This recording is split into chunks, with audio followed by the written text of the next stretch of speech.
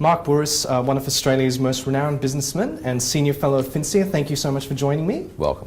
Okay, Mark, just wanting to talk about competition in the banking sector. Do you think we have enough, and what's your view in terms of getting more competition into the banking sector?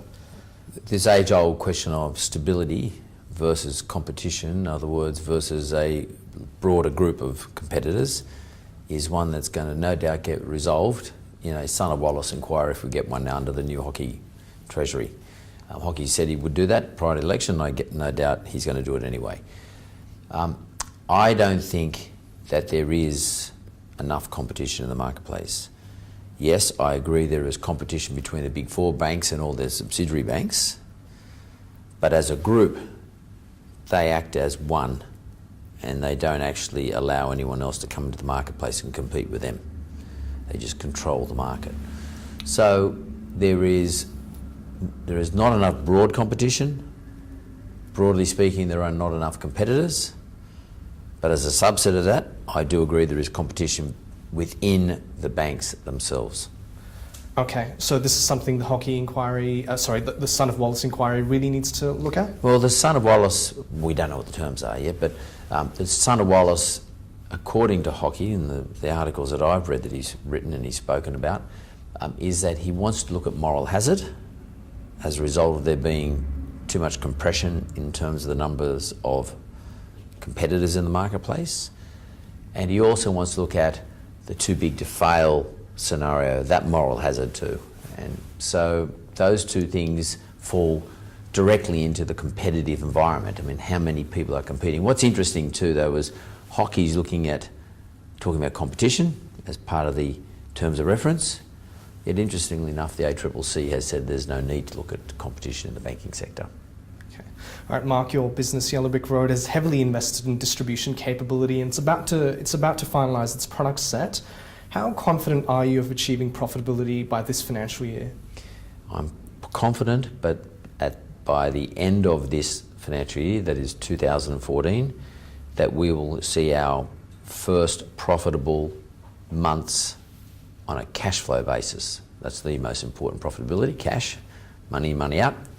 I'm very confident because we've gone to plan all along. We've said that we would open up our distribution, build our footprint, build our brand, build our product suite, all of which is now done.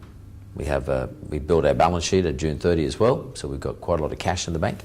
So we're well placed, we're on target, we've done everything we said we would do, and we said what we would do in the third year would be the end of our cash burn. And we're only burning around $1 million a quarter at the moment. So, and it's descending. So I'm pretty confident, yeah. Okay, and just lastly, you've been a big advocate of government incentives to help women save for retirement. Yet we've had a new coalition government promise to delay the super guarantee by 2 years, and also importantly scrap the lower income super contribution scheme. What's your thoughts on that?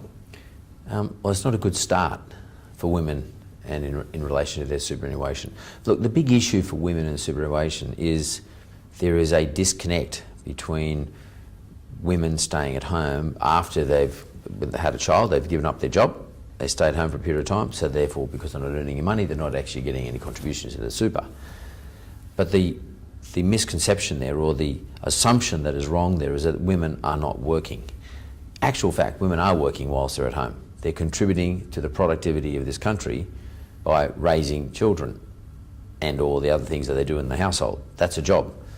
So I don't see why we can't have a nominal wage allocated to women in this role, but with government paying superannuation attached to that nominal role, that nominal wage. I'm not suggesting the government pay them a wage for staying home, but I am suggesting that the government make contributions to the super based on a nominal wage for what they have contributed to the productivity of this country. Sure, but the coalition has proposed the paid parental leave scheme, which does have superannuation payments attached in addition to their full working wage. I'm talking not parental leave. I'm talking about for the whole time that they elect to stay home. They elect to stay out of the workforce, because if women are staying home for 5 years, 1 year, 5 years, 2 years, 10 years, they are contributing to the productivity of this country. There's absolutely no doubt. That's a job, and they should be paid superannuation for it. All right, Mark, won't hold you up any longer. Thank you so much for your time.